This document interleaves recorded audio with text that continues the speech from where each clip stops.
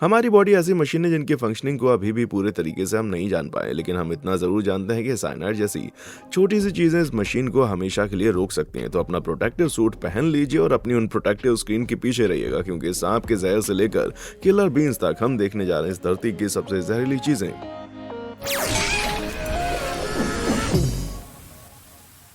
हर दिन एक सेब। क्या आपने कभी वो कहावत सुनी है कि हर दिन एक सेब खाओ और डॉक्टर को दूर भगाओ? बिल्कुल खाइए, लेकिन मालूम पड़ता है कि एक ही दिन में 30 सेब खाने से ठीक उल्टा असर हो सकता है। ऐसा इसलिए क्योंकि सेब के बीज और बहुत सारे दूसरे ऑर्गेनिक फूड में साइनाइड होता है, एक ऐसा केमिकल कंपाउंड जो कि चाहे सही मात्रा में हो या गलत, जानलेवा होता है। एक 81 किलो की ह्यूमन बॉडी में इसका सिर्फ 250 मिलीग्राम या फिर एक पेपर क्लिप का चौथाई ही काफी है हमेशा के लिए उसे खत्म कर देने के लिए। बाप रे। साइनाइड बॉडी के अंदर दो तरीकों से जा सकता है, एक गैस के रूप में जिसे कहते हैं हाइड्रोजन साइनाइड, या फिर क्रिस्टलाइज्ड सॉल्ट के रूप में। एक बार ये शरीर के अंदर चला गया तो सेल्स को ऑक्सीजन लेने से रोक देता है। इसी वजह से कई बड़ी प्रॉब्लम्स हो जाती हैं, खास करके आपके दिल और किडनी और दिमाग के लिए, क्योंकि काम करने के लिए इन्हें सबसे ज्यादा ऑक्सीजन की जरूरत होती है और साइनाइड बहुत जल्दी काम करता है। अगर निगला जाए तो आप कुछ ही मिनटों में दुनिया को अलविदा कह देंगे, लेकिन अगर सूंघ आ जाए तो कुछ ही सेकंड लगेंगे शरीर में ऑक्सीजन को रुकने और फिर बॉडी शट डाउन होने लग जाएगी। बाप रे। लेकिन दुखी करने वाली बात यह है कि आपको जानलेवा बनाने के लिए 150 सेब के बीज खाने पड़ेंगे, और अगर आपको दवाई के छिड़के हुए घर में घूमने का शौक नहीं है तो इसे सांस के रूप में अपने अंदर लेने जैसा कोई खतरा नहीं होगा। खैर जो भी हो, मैं तो अगली बार अपनी दादी की बनाई हुई एप्पल पाई खाऊंगा तो उसके पहले ना 2 बार सोचूंगा। वो कहती है हमेशा सबसे पहले सूंघता हूं मैं। Metallic mimicry. मैं हमेशा सोचता था कि सबसे जहरीली चीज तो वही होती होगी जो कि सीक्रेट लैब्स में हरे रंग की बहती और उबलती रहती है, लेकिन एक बिना चमकने वाले सिल्वर से मेटल ने सिर्फ 2019 में लाखों लोगों की जान ली। अरे बाप रे। ये वो मेटल है लीड, और धरती के क्रिस्टल में ही ये मिल जाता है। जानलेवा होने के लिए इसको बहुत ज्यादा क्वांटिटी में लेना पड़ता है, मतलब कि करीब 36 ग्राम। लेकिन डरावना पार्ट ये नहीं है, अगर आप इसके कांटेक्ट में आते हैं तो ये डरावना सब्सटेंस आपकी हड्डियों में घुस जाएगा और वहां पर 30 सालों तक रह सकता है, और एक बार ये अंदर गया तो फिर बुरी खबर है। आप जानते हैं कि ये बहुत ही जहरीला मेटल रेडिकल्स नाम की चीज टिश्यू और खून की नली में निकलता है। ये बहुत ही रिएक्टिव एटम या मॉलिक्यूल्स होते हैं जो कि शरीर में पाए जा रहे अच्छे मेटल जैसे कि कैल्शियम की मिमिक्री करते हैं। आपकी बॉडी को धोखा हो जाता है कि कैल्शियम है, और ऐसे ही ये आपके दिमाग की प्रोटेक्टिव लेयर को क्रॉस कर जाते हैं और उसकी फंक्शनिंग को इफेक्ट करते हैं। बाप रे। समय के साथ इसकी वजह से बहुत सारा दिमाग और डेवलपमेंट से रिलेटेड प्रॉब्लम्स आ सकती हैं जिन्हें कभी भी ठीक नहीं किया जा सकता। इतने जहरीले होने के बाद भी लीड को एयरप्लेन फ्यूल की तरह इस्तेमाल किया जाता है, पेंट के लिए कलर पिगमेंट में यूज किया जाता है, और सबसे ज्यादा डराने वाली बात है कि बच्चों के खिलौनों में भी इसे यूज किया जाता है। ऐसा इसलिए क्योंकि ये प्लास्टिक को सॉफ्ट कर देता है, जिसकी वजह से खिलौने ज्यादा फ्लेक्सिबल बन जाते हैं और खींचने के बाद भी अपने ओरिजिनल शेप में आ जाते हैं। बच्चे तो हर चीज को चबाते हैं भाई, तो एडल्ट्स के कंपैरिजन में उनका इसे निगलने का चांस ज्यादा होता है और चीजों को खराब करने के लिए उनमें लीड ज्यादा एब्जॉर्ब होता है। छी यार, इसकी वजह से तो मेरा मुंह का स्वाद ही बिगड़ गया। इसका कुछ तो अल्टरनेटिव होगा ना? मुझे कमेंट करके बताइएगा। फ्राई करने के लिए छोटी मछली। जब मैं 17 साल का था तब मेरी मम्मी ने मेरा टेम्परेचर बहुत ही बच्चे वाले तरीके से लिया है।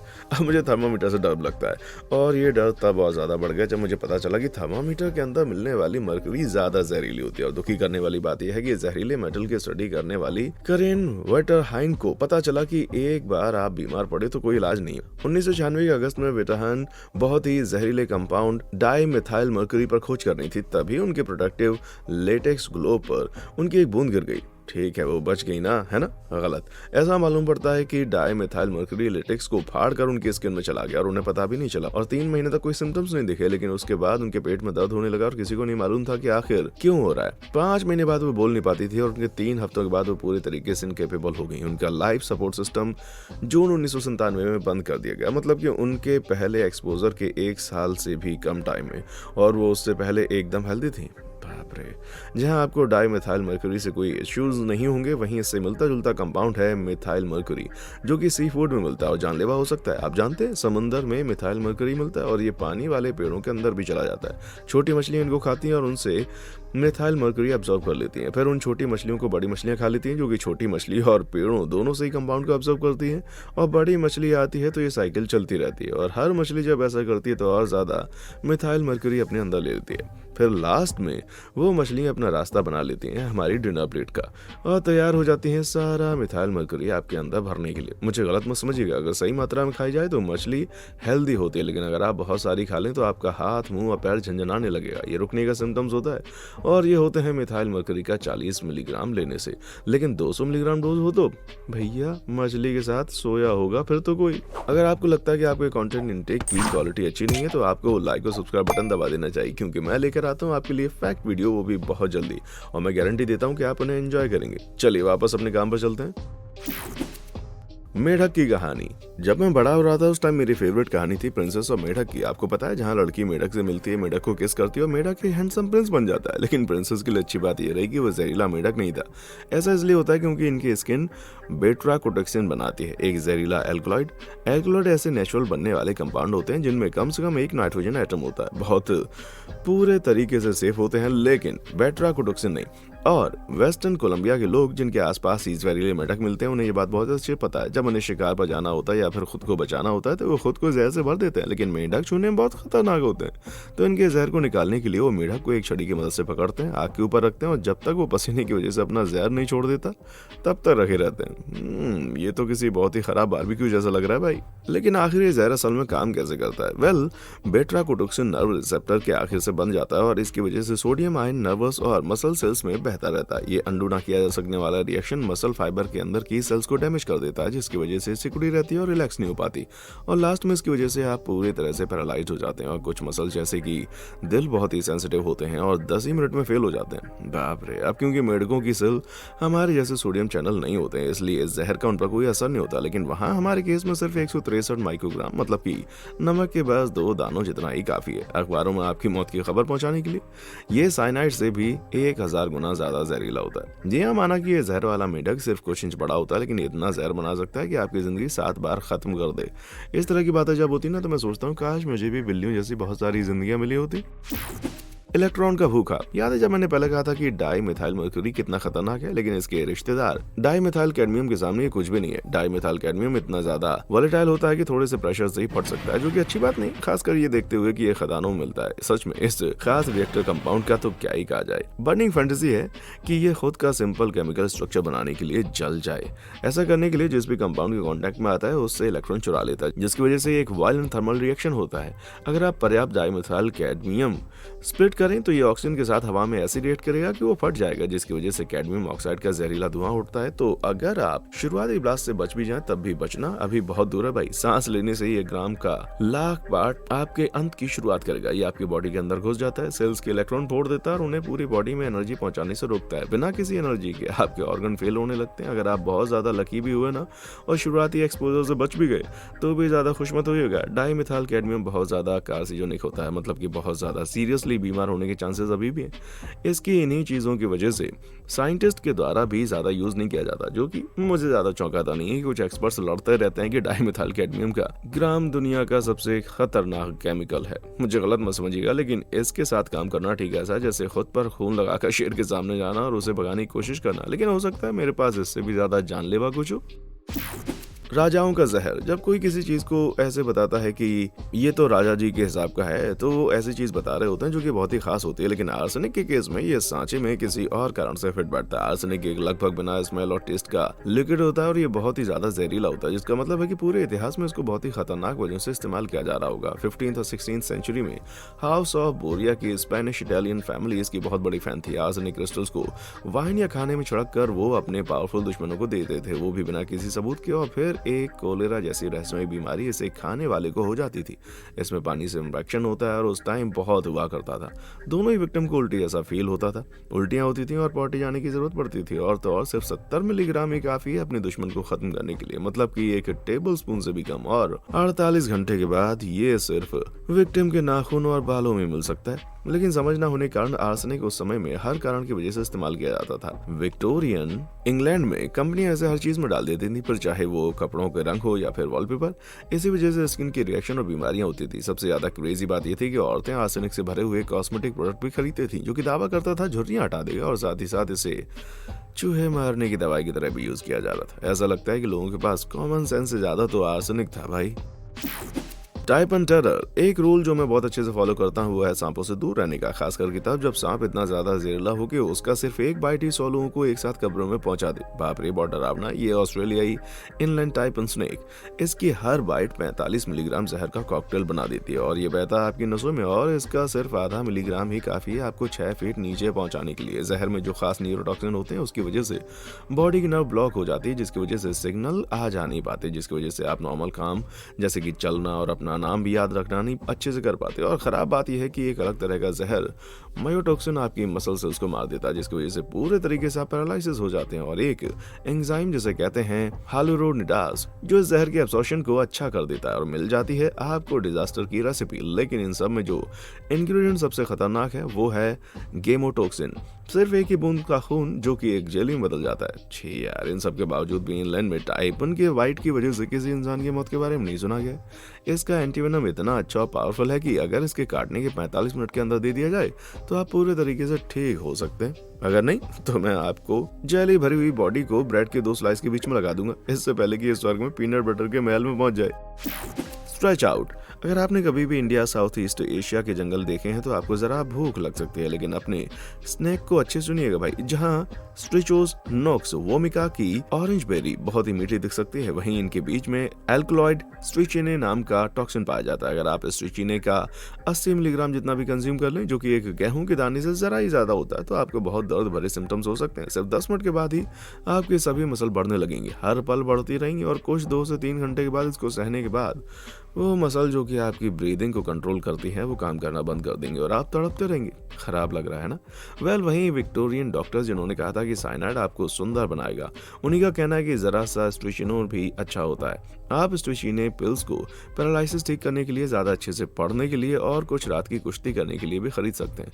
अपने सभी पेशेंट्स को टकराते ना रहने के लिए डॉक्टर्स ने इसे एक गेहूं के दाने का 24वां पार्ट ही लगाया है। और तो और ये चॉकलेट कोटेड पिल्स भी बेचते थे। अब अगला क्या है? बबल रैप में भरी हुई बारूद।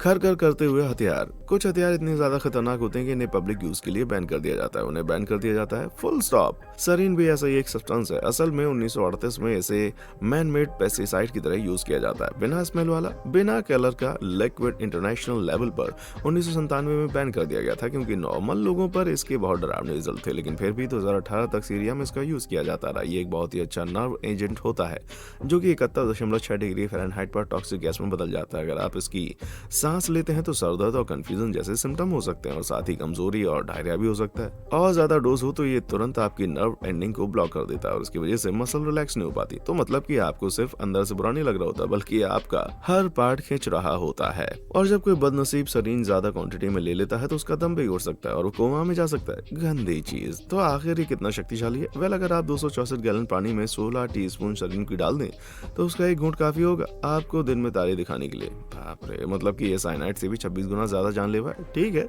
लेकिन जरा सोचिए अगर आप इस चीज के दलदल में फंस जाएं तो क्या आप अपनी सांस नहीं रोक पाएंगे? नहीं, इसका कोई मतलब नहीं होगा। ये जानलेवा गैस सीधा आपकी आंखों और स्किन में घुस जाएगी। ये तो वाकई उस कहावत को अलग लेवल पर ले गई कि मेरे पास पर्याप्त स्किन भर के है ना? धुएं की गश्त। हम सभी जानते हैं कि स्मोकिंग हमारी हेल्थ के लिए अच्छी नहीं होती, लेकिन सभी मैन मेड केमिकल्स में से सबसे नेचुरल सब्सटेंस सिगरेट आपको सबसे ज्यादा नुकसान पहुंचाती है। निकोटिन तंबाकू के पेड़ का एक एडिक्टिव केमिकल होता है। ये अपने प्योर फॉर्म में बहुत ही खतरनाक होता है, लेकिन इसके लिए आपको कितना कंज्यूम करना है इस पर अभी भी सवाल है। कुछ अंदाजे तो इसे 50 मिलीग्राम बताते हैं, लेकिन 500 मिलीग्राम से ज्यादा लॉजिकल लगता है, या फिर आधे डॉलर के वजन जितना वजन है ना। अब ये तो हो नहीं सकता कि आप सिगरेट लेने की जगह निकोटिन का ओवरडोज ले लें। आपकी बॉडी एक बार में सिर्फ 1/10 निकोटिन ही एब्जॉर्ब कर सकती है, जो कि करीब 1 मिलीग्राम जितना होता है। लेकिन बहुत सी ये सिगरेट ज्यादा रिस्की होती हैं। कुछ निकोटिन लिक्विड्स 36 मिलीग्राम पर मिलीलीटर की स्ट्रेंथ पर बिकते हैं। इस स्ट्रेंथ में आपको ओवरडोज के लिए टन भर विप करना होगा, लेकिन रिस्क ये नहीं है। अगर आप हाई स्ट्रेंथ ई लिक्विड छूते हैं तो निकोटिन सीधा आपके स्किन के अंदर जा सकता है और फिर दिमाग तक भी।